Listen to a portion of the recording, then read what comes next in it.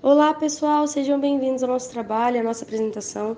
Hoje vamos falar como a pandemia da Covid-19 evidenciou a exclusão escolar e as desigualdades na sociedade brasileira. Já é fato que existe no Brasil uma desigualdade social gigantesca.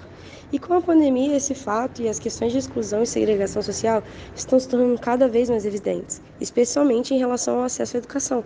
Com a chegada do vírus SARS-CoV-2, passamos por muitas mudanças drásticas e totalmente fora da nossa realidade.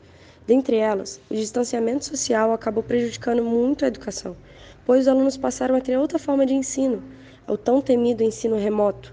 Essa nova forma de ensino exige eletricidade, internet, disciplina, disposição e, claro, um dispositivo eletrônico como celular ou computador.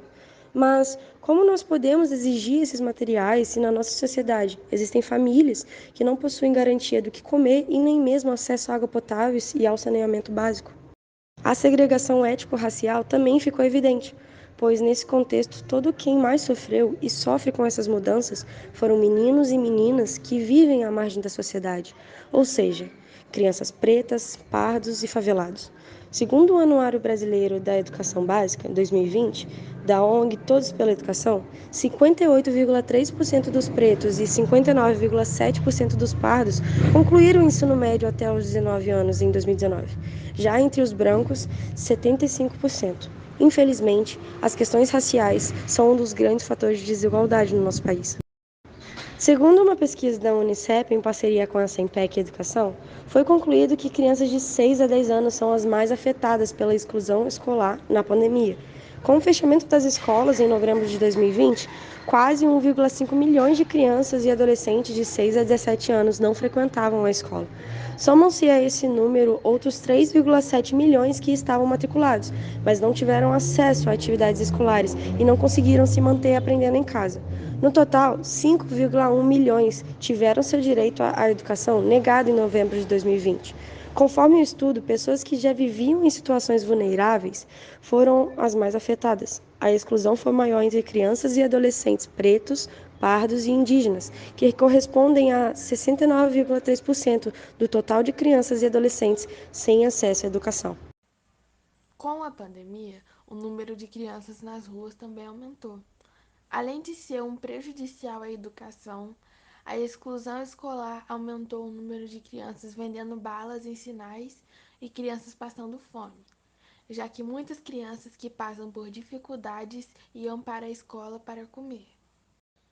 Além de todo esse enfrentamento que as crianças vêm passando desde o início da pandemia em dezembro de 2020, segundo dados da Unicef, o Instituto Sou da Paz e o Ministério Público do Estado de São Paulo, o número de violência doméstica e sexual contra crianças e adolescentes cresceu brutalmente e 75% correspondem a estupro. O fechamento das escolas e outros espaços importantes para a construção de vínculos de confiança com adultos fora de casa dificultaram as denúncias e contribuíram para um prolongamento da situação de vulnerabilidade. 84% dos casos de estupro de vulneráveis acontece dentro de casa, segundo dados da Unicef. A violência contra crianças e adolescentes já atingiu um número de 50.098 denúncias no primeiro semestre de 2021. Desse total, 81% ocorreram dentro da casa da vítima. Todos esses dados nos mostram a triste realidade existente no nosso país. Com eles, temos a comprovação de que a segregação social só vai piorar, pois as pessoas que já são vulneráveis estão a cada dia se tornando mais vulneráveis e vivendo em situações precárias sem receber 1% dos seus direitos, enquanto parte da população com poder aquisitivo enriquece e se beneficia. Com a pandemia, vimos como nosso país não é preparado estruturalmente e quantas falhas nosso governo possui. Antes possuíamos o acesso à educação, mas e agora? Quantas crianças ficaram atrasadas e perderam oportunidades por conta de um problema gerado há séculos atrás pelo sistema? Quantas famílias passam fome e quantas crianças deixam a escola para trabalhar? Quantas crianças estão sem alfabetização? O que o nosso governo tem feito em relação a isso? Até quando, a cada dia, os ricos estão mais enriquecidos e os pobres à beira da fome?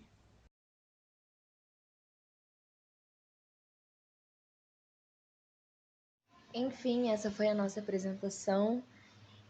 Com ela a gente, né, pôde ver o tamanho da desigualdade e os danos que a segregação socioambiental e social trouxe ao nosso país e o quanto é importante a luta pelos nossos direitos. Vamos continuar lutando.